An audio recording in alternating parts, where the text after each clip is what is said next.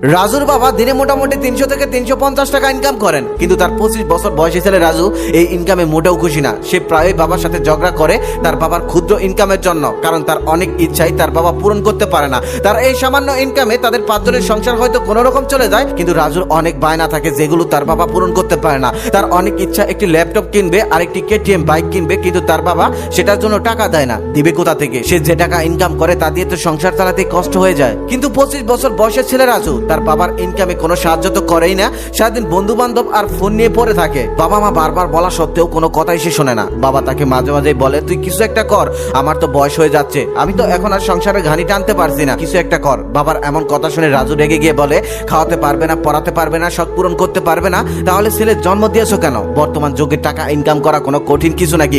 বর্তমান যুগে টাকা ইনকাম করা খুবই সহজ, টাকা এখন আকাশে ওড়ে। রাজুর মুখে এমন কথা শুনে সেদিন রাজুর বাবা অনেক কষ্ট পেল আর রেগে গিয়ে বলল, টাকা যদি আকাশেই ওড়ে তাহলে দেখি কালকে আমাকে 50 টাকা ইনকাম করে দেখাতো। রাজু তখন হাসতে হাসতে বলল, সামান্য 50 টাকা?